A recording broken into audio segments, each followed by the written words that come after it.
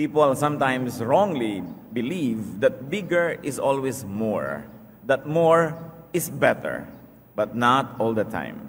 Pag-uusapan po natin ngayon sa tulong ng diwa ng Banal na Espiritu, when less is more. Kailan ba nagiging mas mahusay? Kung konti lang, kailan talaga mas maganda kung hindi masyadong marami ang anumang bagay na gusto natin sa buhay. Amang Diyos, salamat sapagkat kami nabubuhay pa. Salamat at kami pinahihiram mo pa ng hininga, ng lakas. Linisin niyo nga po kami ng lubos-lubos, O Diyos. Nawa ay walang maging hadlang upang kami ay patuloy mong mapagpala. Ang iyong magandang layunin ay matupad sa pagtitipon-tipon namin ngayon. May you accomplish your holy purpose, your perfect will for having brought us together. We ask you, Father, to cleanse us, empower us, so we can see you and we can hear you.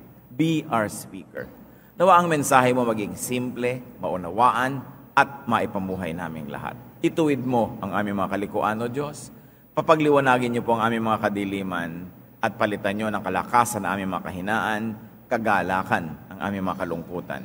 Walk in our midst, heal our infirmities, glorify yourself, accomplish your holy purpose. Protect us from evil men and evil spirits. Protect us from lies and falsehood. Protect us from our own weaknesses. Father, we ask you to take over, sit on your throne of glory, and dispense blessings. In the name of Jesus, your Son, our Lord, we pray. When less is more. Kailan nga po ba nagiging mas mabuting konti lang? Kailan mainam na hindi sobra? Less is more when less leaves and makes room for peace. And where more brings about and comes from trouble. Isa yan sa napakahalaga na nating dapat maunawa. Mas mainam kung konti lang, kung pagkakonti lang, mayroon pang lugar para maging mapayapa, tahimik, panatag. At kung kailan naman yung madadagdagan pa at dadami pa, magdadala lang ng gulo, o dahil lang sa gulo kaya dadami ang ating mga gusto sa buhay, mas mabuti pa, konti na lang. At ang tinutukoy dito, pera. Money, things that people value, all the material things that people want.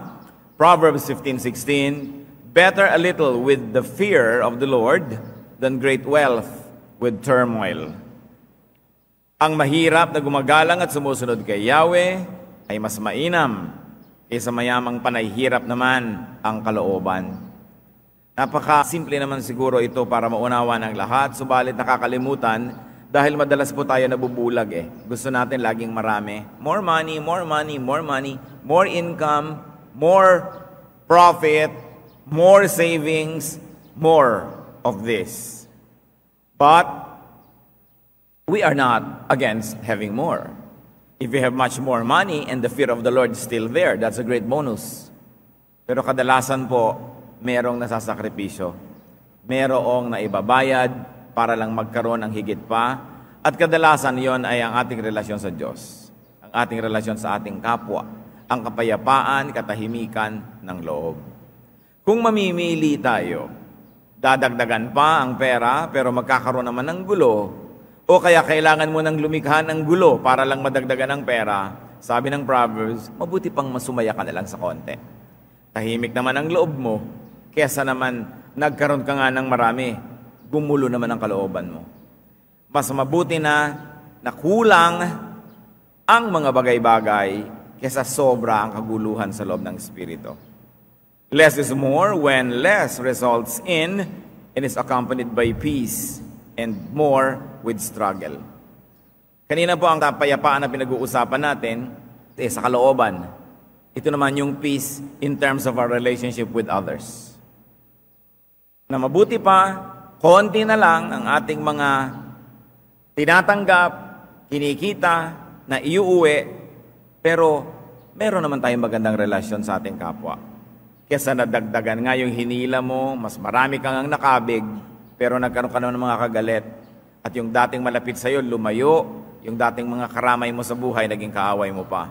Proverbs 17:1, better a dry crust with peace and quiet than a house full of feasting with strife. Kahit tinapay ang kinakain, ngunit may kapayapaan, mabuting di hamak kaysa malaki, ngunit magulong handaan.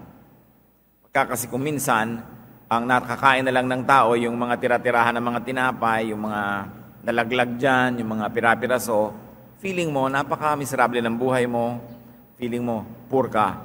Pero ang sabi ng Bible, mabuti na yan kaysa handaan nga, pero ang gulo naman. Gumulo. Marami pong mga pamilya, tahimik sila nung simple, pero nung nagkaroon ng maraming pera, maraming pagkain, nagkagulo-gulo na. Because many people can manage poverty, but cannot manage wealth. Sapagkat karamihan sa tao ay lumaki naman sa hirap. Sanay sa hirap.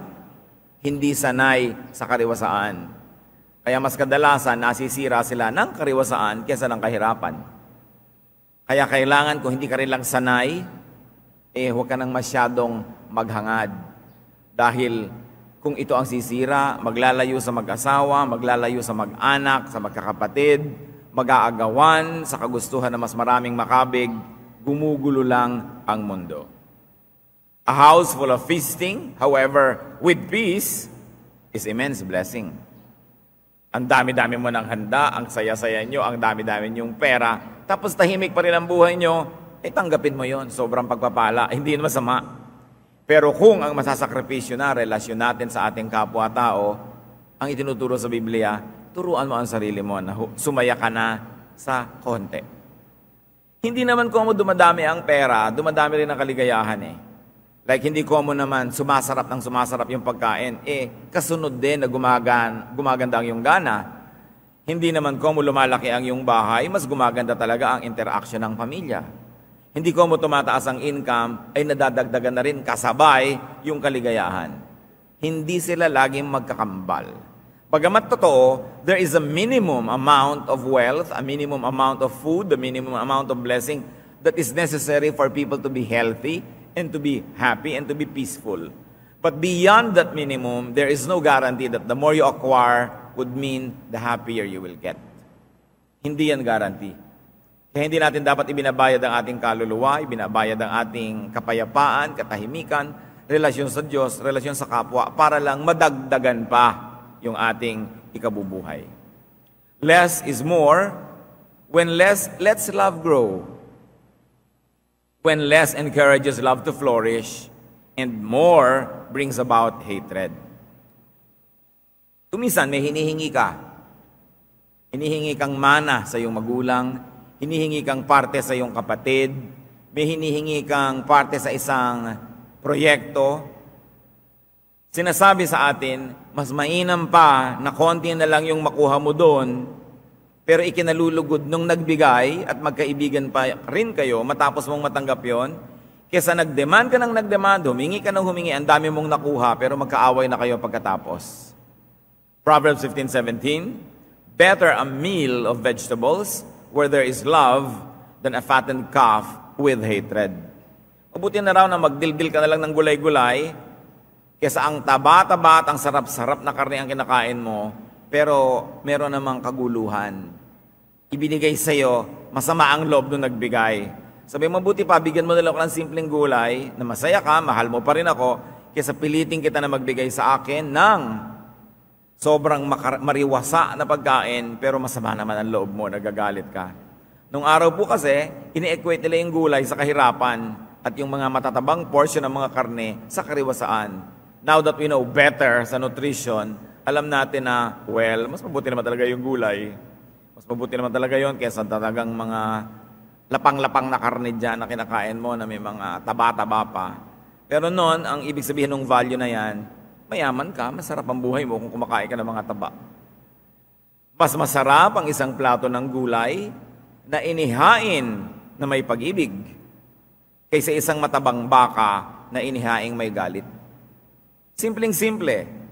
Mas mabuti na nagawaran ka ng isang binibini ng isang halik sa pisngi kaysa ginahasa mo naman siya at nakamit mo siyang buong buo pero kinamumuhian ka niya pagkatapos, di ba? Yung meron kang nakuha na ayaw na maibigay, na pilit, magkaaway na kayo pagkatapos, sumaya ka na sa konti kung buong puso namang pinagkakaloob.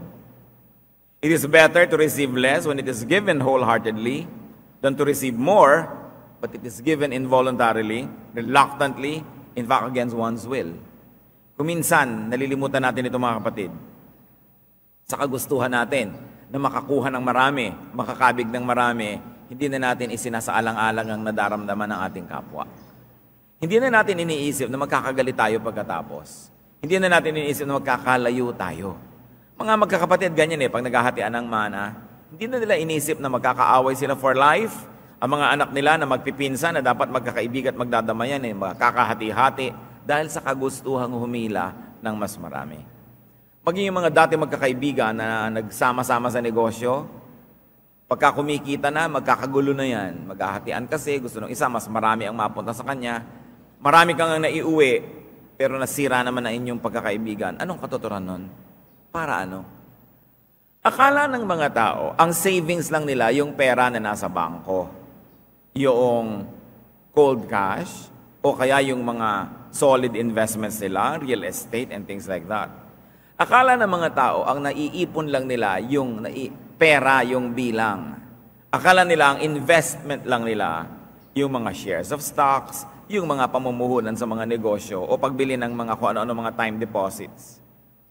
Hindi na pag-iisip ng marami na ang pinakamalalim at tunay na investment ay yung paggawa ng mabuti sa kapwa. Na yung pera mo na pwede mo ilagay sa bangko, magkano nakikitain nun? 3% per annum. Diba? Sabi sa mga advertisement ng bangko, ching-ching, interest last month, ching-ching, interest this month, ching-ching, interest next month. Buwan-buwan ang pera nyo pinag-iinteresan ng bangko. Diba? Dahil laki-laki ng pera nyo, kikita nyo 1%, 3%, subukan yung umutang, ang babayaran nyo 10, 12%. O sino pinag-iinteresan yan? Akala nyo tuwang-tuwa kayo na nandun lang sa bangko yung pera nyo. Yes, it's not bad. Pero, kung kayo ay tumulong sa isang nangangailangan, nagbigay kayo sa isang needy, merong may sakit, tinulungan yung gumaling, merong nag-aaral, tinulungan yung mag-enroll, ano ba tingin nyo doon? Hindi investment. Hindi lahat ng tao tumatanaw ng utang na loob, pero hindi naman kayo masizero na wala nang tatanaw. Na kung sakaling natumba kayo, maitayuman lang kayo, dumating ang araw na kayo mga ilangan, maalala kayo, hindi ba investment yon? Bagamat hindi naman yun ang kailangan na number one motivation mo sa pagtulong sa kapwa. Pero ang Biblia ang nagsasabi, ang nagtatanim umaani. So kaysa magtanim ka ng magtanim sa bangko, ba't di ka magtanim sa kapwa? Bagamat hindi masamang merong ka rin doon sa bangko dahil baka naman limutin ka ng kapwa mo, walang-wala ka naman. Kaya sabi sa Bible, magtanim ka dito, magtanim ka doon, maglagay ka dito, maglagay ka doon kasi hindi mo naman alam kung alin ang tutubo. Hindi mo alam kung alin ang mamumunga. So spread it out. But it's very important to realize that it's better to keep friends than to get more things, more money, more profit, and lose them. It's more important. Less is more when less comes from, leads to, and is characterized by goodness, and more is characterized by evil. Mainam pa, konti na lang. Pero kung ito ay nagbubunga ng kabutihan, o ang pinagmumulan ay mabuti. Kesa dumami nga, pero ang pinagmulan naman masama. E di may utang ka kay Satanas kung sa kanya ka kumuha. Marami nga, pero ang naging bunga naman masama. Proverbs 16:8, better a little with righteousness than much gain with injustice. Ilang pera ang pinag-uusapan dito? Kahit kumisan sa grades. Napataas mo nga yung grades mo, nag-cheat ka naman. Napanalo mo nga yung kaso, nagsuhol ka naman sa huwes, sa mga hukom. Nakalusot ka nga, pero you broke the law. Gumanda nga ang kalagayan mo, pero may tinapakan ka. Meron kang siniraan. Sabi, better a little with righteousness than much gain with injustice. Because behind a very, very, very huge amount of wealth is possibly a crime. Kaya sinasabi ni Karl Marx, profit comes from exploited labor. Pag merong namumuhunan na sobrang yumaman, tapos yung kanyang mga kasamahan, mga katulong, mga katuwang, mga empleyado, kanegosyo, kadeal, mga supplier, mga kliyente, hindi umayos ang buhay, ibig sabihin may krimen na nangyari. Sobrang napunta sa kanya, nawala na yung iba. Dapat dinidistribute mo yan. Employer ka, nakakahalata ka, yaman ka ng yaman, Ididagdagan mo naman ang sweldo ng iyong mga empleyado. At kung natatakot ka naman na biglang piliting ka na nila na ituloy na lang ituloy yun, dahil siyempre pag in-increasean mo, hindi mo na ma-decrease, pwede mo na i-maintain na ganun yung sweldo, pero pag dumadating yung mga buwan, mga panahon na marami kayong kita, di magbigay ka naman ng regalo, ng bonus, hindi mo duty na laging ibigay, pero pag meron, nagbibigay ka, you must spread it around. Mas mabuti nang mas konti, pero mabait ka, mabuti ka. Kahit na ang yaman-yaman mo, tapos sa libing mo, tatatlo lang nakipaglibing. Parang wala na makakwenta-kwenta ang libing yun. Diba? Kaya kailangan, nakikita natin na, yes, kailangan ang aking mga katuwang, mga kasama, kasabay ko na umaangat sa buhay. Pag naman talaga namang life is not always fair, you will probably get more because you are the investor or you are the business person. Pero kailangan meron ding naging nangyayari sa buhay nila, umaasenso rin sila, hindi tayo lang. Ang maliit na halaga, buhat sa mabuting paraan, ay higit na mabuti sa yamang buhat sa kasamaan.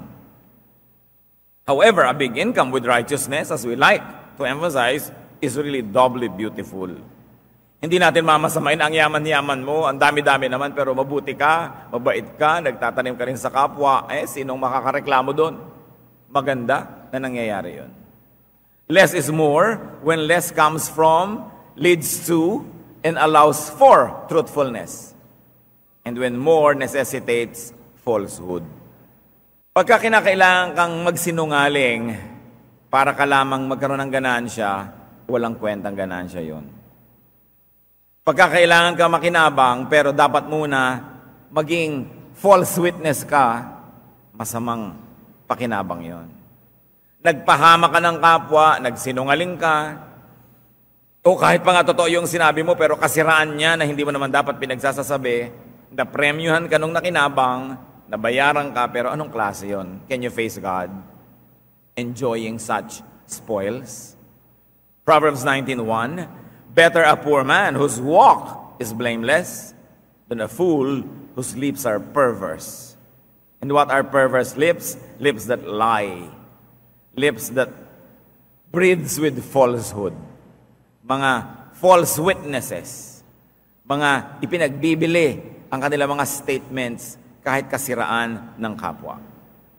Mas mabuti ang mahirap na marangal ang pamumuhay kaysa taong masalita ngunit walang nalalaman. O kaya ang nalalaman ay pagsisinungaling at paninirang puri.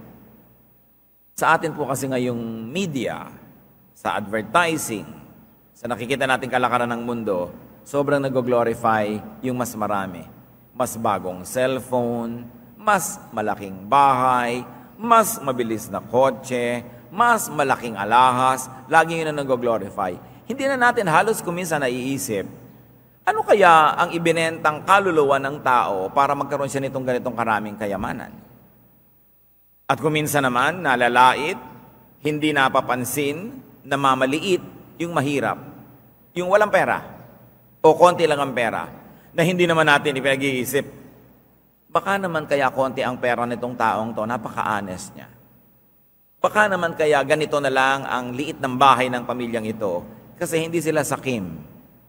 Baka kaya naman gano'n na lang ang kinikita nitong tinderang to kasi hindi siya mandaraya. Hindi niya tinuturukan ng mga pampabigat ang manok na itinitinda niya. No, hindi niya hinuhukay yung mga patay ng baboy at gagawin niyang tosino. At kung sobrang bulok na aanghangan para hindi mahalata, no, na sira na pala ang karne.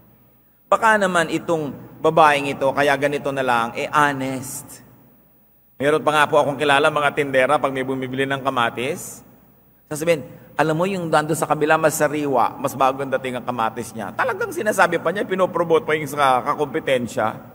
Sa kapambihira namang gininto ang puso ito. No? Alam nga namang hindi ka mapremyuhan ng Diyos doon. At kung ikaw naman yung naalok ng ganun, lumipat ka nga doon sa mas bago, pambihira ka naman, ano? Sana sabihin mo, alam niyo po, kahit medyo panat-panat na yung kamatis niyo, dahil sa inyong honesty, yan pa rin ang bibilin ko. Igigisa ko naman di bali ng panat. No? So, di ko na magagawin salad. So, kung salad, bibilin ko na yung konti sa kabila. Dapat din kasi pinepremyohan natin yung mga honest. Kuminsan talaga, nakakapagtaka ang mga tao. Mababalitaan mo, isang mayamang ganyan-ganyan, nakaiwan ng isang bag na pera, no? Halaga, 5 milyon. Ibinalik ni taxi driver. binigyan siya ng gantimpala, 50 pesos. Parang gusto mo sabihin sa nagbigay, sa'yo na lang, naggantimpala ka pa, 50 pesos. Lugi pa ako sa gasolina, no, sa pagsasoli nito. Kailangan nawala na nga yung pera mo, magbigay ka naman ng malaking gantimpala. No? Hindi yung naging honest na nga yung tao, siya patong napahamak o nakulangan, o hindi naman siya man lang sumaya dahil ginawa mo siyang honest. May mga tao talaga naman nakakadalang gawa ng mabuti. Kaya lang itinuturo pa rin sa Biblia, kung hindi ka pa rin sinuklian ng mabuti, mabuti pa rin ang gawin mo. Kung hindi ka man nakinabang at nabigyan ng gantimpala sa pamamagitan ng taong yan, iba ang gagamitin ng Diyos para magantimpalaan ka. Kasi kung gusto ka i-bless ng Diyos, wala namang makakapigil sa Kanya eh. Pero kung ayaw kong i-bless, sinong makakapilit sa Diyos? Kaya kailangan gawin mo na lang lagi yung mabuti. Importante, lalong-lalo sa ganitong mga bagay, kung masasakripisyo ang katotohanan, huwag na lang. Pero alam natin, adyadyaryo pa nga kuminsan, marami mga huwes, mga hukom, nababayaran, yung guilty nagiging innocent, yung innocent nagiging guilty. Bagamat word of caution mga kapatid, hindi ko man nabasa nyo sa dyaryo, totoo. Marami mga balita kahit sa dyaryo, hindi totoo. Only, kuminsan partially true. Those people who are always being the focus of news, know this. Kahabagan natin yung mga nalalagay sa balita. Tapos hindi sila nagkakaroon ng pagkakataong ipaliwanag ang kanilang sarili. Less is more when less results in and comes from honor and dignity. Kung ang pinagmula ng pagiging konti lang, dahil ikaw ay marangal na tao, maganda yon. O kaya, konti lang, pero ang naging bunga naman ito ay lalo pang karangalan, lalo pang dignidad, yun ang mainam na dapat nating bigyan ng halaga. Proverbs 22:1, a good name is more desirable than great riches. To be esteemed is better than silver or gold. Dito nakataya yung tinatawag ng araw na delikadesa. Yung bang para yatang hindi maganda ang magiging itsura natin o ng ating pangalan sa gagawin natin, huwag na lang. Pero umuuso kasi ngayon, pakapala na lang. Sige na, tiisin mo na lang yan kahit madyaryo ka, basta may uwi kang maraming kayamanan, malilimot ka rin ng tao, next week may bagong iskandalo na mayaman ka na. Pero ang sinasabi sa Biblia, ang hindi nagbabagong salita ng hindi nagbabagong Diyos, mas dapat pahalagahan ng tao ang linis ng kanyang pangalan. Kesa sa maraming kayamanan na maaari namang kalad ka rin kanito sa putik. Mas mabuting piliin ang malinis na pangalan kaysa pilak at ginto o anumang kayamanan. Ganito pa ba ang ating pananaw? Ganito pa ba ang namamayani at nag-aaharing pananaw sa lipunan na paghahalagahan ng dangal ang pangalan? Nanong araw marinig mo sa mga magulang, ang maipapamana ko lang sa iyo, anak, ay ang ating marangal na pangalan. Maaari tayong mahirap, maaari hindi tayo mayaman, pero malinis ang ating record. Isang magandang pamana. O kahit ano na ba naman at impyernong lusungin, ilulusungin, makapagpamana lang ng pera, ng kayamanan. Hindi nagbabago ang Diyos. Kaya ang mga pananalita sa Kanyang mga katuruan ay dapat nating pinangahawakan ano man ang uso o kaya sa kabila man ng umuuso sa ating kapaligiran. Meanwhile, it doesn't have to be either or. It doesn't have to be either good fortune or godliness. Kasi pwede naman magkasya yung dalawang yan sa isang sisidlan. Pag tayo ay marangal, pag tayo malinis, pag tayo honest, at gusto pa rin ng Diyos na tayo ay paasensuhin, hindi yun mahirap. Sa katunayan, mga kapatid, ngayon, lalo sa negosyo, a good name means good business. Hindi na katulad nung araw na di bali na pumangit ang pangalan natin, nakatipak naman tayo. Kasi hindi ka na mauulit. Kaya mga tinatawag ng mga fly-by-night. Nandito yung opisina niya ngayon, nagbigay ka ng deposito, pagbalik mo bukas, wala na siya. Yun yung nung gabi na wala, fly-by-night. No? Maraming mga ganong negosyo pero hindi na sila nakakaulit. Kasi sira na ang kanilang pangalan. Ngayon, pinaniniwalaan ng maraming executives, ng maraming CEOs, ng maraming business people, mas honest ang iyong dealing sa client, mas upfront, mas wala kang hidden agenda, walang nakatago doon sa fine print ng inyong mga kontrata, mas magtatagal ang iyong negosyo. At talaga naman, If you are there for the long haul, if you are there for the long journey, it's always good to be honest. It's always good to have a good name. Good name can lead to prosperity because a good name is a good brand. Pinagtitiwalaan. Less is more when less is affordable and more convenient than more. Well, what would you rather have? A lower status but comfortable, or a higher status but stressed? Sabi sa Proverbs 12:9, better to be a nobody and yet have a servant than pretend to be somebody and yet have no food. Ang maralit ang nagsisikap ay mabuting di hamak kaysa nagkukunwaring mayaman, ngunit sa gutom nakasadlak. Maraming kahulugan itong mahiwagang verse na ito. Pero pinapipili ka. Doon ka sa simple, pero kaya mo naman, komportable ka. O doon ka sa complicated, na parang umasenso ka, tumaas ka, pero hirap na hirap ka naman. Saan ka? Will you play in the little league, pero winner and relax ka? Or would you like to play in the big league, pero hirap na hirap ka at stress na stress? Would you rather play in the lightweight division, na kayang-kaya mo, relax ka lang, o doon sa heavyweight, tapos hirap na hirap ka? Saan ka? Sabi sa Biblia, better to be a nobody and yet be comfortable than be somebody and be so hard up. Kung minsan, yung mga tao, hindi nila alam kung ano ibig sabihin na maging sikat. Gusto nila maging artista, maging sikat. At sa bilis ngayon ng turnover ng mga sikat, because beautiful boys and girls grow on trees, and stars are always being born every second, star materials are being groomed by every major factory, anong nangyayari? Ang tagal-tagal mo naghihirap, sumikat ka, but you have only your 10 minutes of fame. Tapos hindi ka na sikat.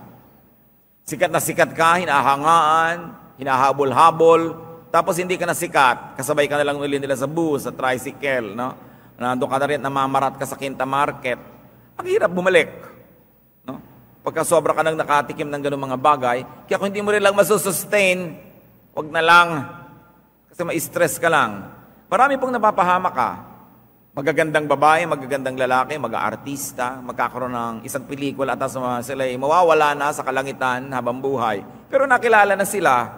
So ano nangyayari? Napipilitan ng iba na gumawa ng kung ano-ano mga himala at mga milagro para na lang ma-maintain nila yung lifestyle, yung glamour. Makapag-maintain ng kondo, makapag-maintain ng kotse, kung ano-ano ng impyerno ang sinusuot para lang ma-maintain yun. So where will you rather be? Simple, na maluwag, o yung complex? Pero hirap na hirap ka. Sabi, para tahimik ang buhay mo, doon ka lang sa kaya mo. Yung hindi mo kaya, huwag mong kayanin. Magsikap ka, may kinita ka na, at saka mo enjoyin. Pero yung nauna na yung pag-enjoy mo, tapos wala ka naman pang maintain, mahirap mag-maintain eh. Yung mga iba kahit may pera, hindi masyado nagpapahalata. Kasi para pag wala rin, hindi rin masyadong halata. Hindi naman yung kitang-kita ka na sobra kang mamuhay, tapos pag nawala na, kitang-kita na mga taong pagkaiba. Meron ako mga pinapayuhan, mga kakilala natin, papayaman. Mabuti na yung mayaman ka na di kakilala. Lay low. Huwag kang pa-interview sa mga dyaryo. Huwag kang pa-picture sa mga magazine. Huwag kang lalabas sa mga TV. Kasi ang pinakamasarap sa buhay ay yung may pera kang ginagasta tapos di kakilala ng tao. Kasi pagkakilala ka na, nakakatanggap ka na ng sulat kung kani-kanino, sinisingil ka ng buwes. Ay, may ganun bang gobyerno? Bakit ako binubuwisan? Diba? Hinihingan ka ng pera. Alam niyo ba nung araw, may mga gangs na nangingikil sa mga artista. Pag sikat ka na sikat, hihingan ka nila ng pera. May cut sila sa bawat kita mo. Pag hindi, bubusan nila ng asido ang mukha mo. O di sa takot mo ngayon, nagbibigay ka na. Samantalang nung araw na hindi ka masyadong sikat, hindi ka naman nila hinihingan. Ang pinakamatataas na kahoy ang tinatamaan ng kidlat. Kaya kung maaari lamang na hindi ka sobra maging sikat, maging number one, naku, blessing yun. Huwag kayong mag-aspire na maging number one. Tapos kilalang-kilala ka. So may mga pinayuhan akong ganyan, di naman nakinig. Lagi nakabalandra ang mga mukha nila sa lahat na lang ng mga pwedeng makita ng publiko. Pinapanalangin ko na huwag silang mapansin ang mga mahilig diyang manghingi, mahilig diyang mangkidnap, mahilig diyang mangganyan. Kasi napapansin ka eh. Mabuting simple. Tapos ang dami mong pera, no? Kesa ang ingay-ingay mo, tapos konti lang naman pala, hirap na hirap ka mag-maintain. You have to think about these things. And why are we talking about these things? Because the Bible talks about these things. And why does the Bible talk about these things? Because God wants you happy. God wants you peaceful. God wants you to enjoy life. Which means more is not always better. Ang lobo, balloon, kaya lang niya yung tamang hangin. Dagdagan mo ng higit sa kanyang kaya, sasabog. Ang tulay, nakalagay doon, nakabilog, 10T. Ibig sabihin, 10 tons lang ang kaya niyang dalhin. 20T, yun lang. Pero may mga tulay pala tayong pati yung bakal sa ilalim ninakaw ng mga tao, kaya biglang pagdaan mo, hulog ka na. Akala mo 10 yung kaya, yung pala walang kaya dahil hindi na siya malakas. Observe load limits. Spirituality and righteousness have load limits. More can mean bad. More can lead to bursting or to collapse. Yan ang tanong natin mga kapatid. Limutin nyo na lahat ng pinag-usapan natin. Isa na lang alalahanin nyo. Ano ba ang inyong personal na load limit? May limit lahat yan eh. Hanggang ilang milyon ang kaya nyong dalhin nang di kayo mababaliw. Dapat hanggang doon na lang kasi ang kasunod nun, baliw na kayo nun. Gaano kalaking income ang kaya nyong dalhin na hindi kayo masisira? Gaano kasikat na estado ang kaya nyong marating na hindi kayo masisiraan ng bait? Gaano karaming pera ang kaya ng pamilya nyong dalhin na hindi kayo mag-aaway-aaway? What is your load limit? Observe that. In making money, in searching for more things and higher status, know and observe your moral load limits. May moral load limit din tayo. Beyond that, we get destroyed. Gaano karaming kasinungalingan ang kaya nyo sabihin na hindi kayo masisira? Gaano karaming pagkukunwari ang kaya nyong gawin na hindi kayo magigiba bilang tao, bilang anak ng Diyos? Gaano karaming pandaraya ang kaya natin gawin na hindi mabubulid ang ating kaluluwa doon sa mga madidilim na mga sulok?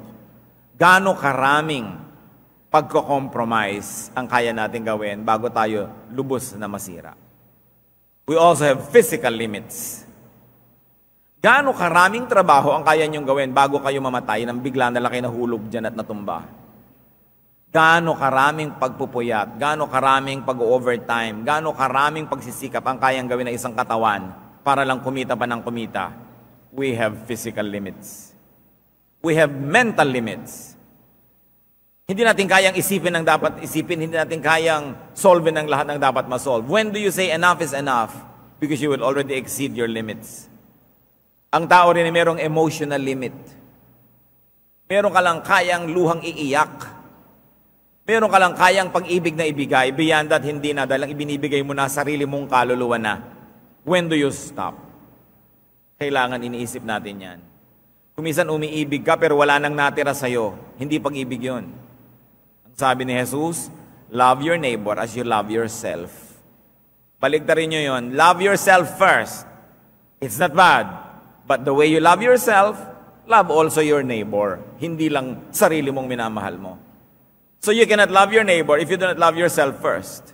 Kuminsan sa pag-ibig, nalilimot natin yon. Ibinigay mo na ang puri, ibinigay mo na ang dangal, ibinigay mo na ang pera, ibinigay mo na lahat. Wala nang natira sa'yo. You have exceeded your limits.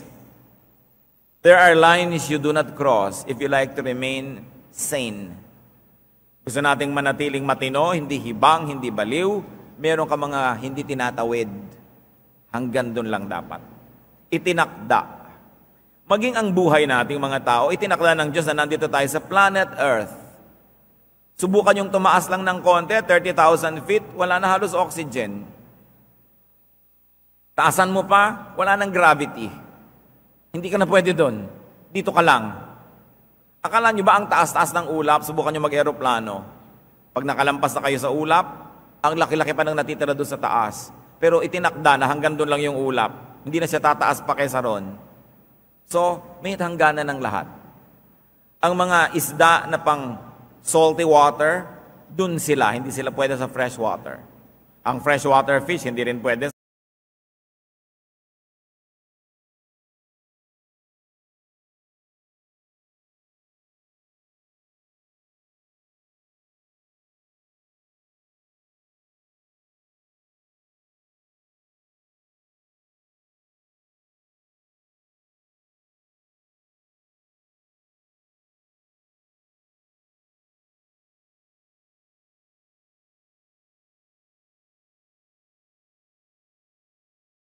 sa salty water ocean.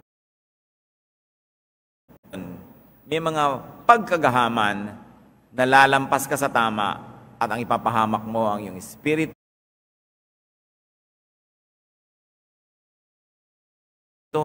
ang iyong katawan, ang iyong emosyon, ang iyong isip. God doesn't want us to happen to His people. Better less but happy, peaceful, and godly, than more but guilty, vexed, and ungodly.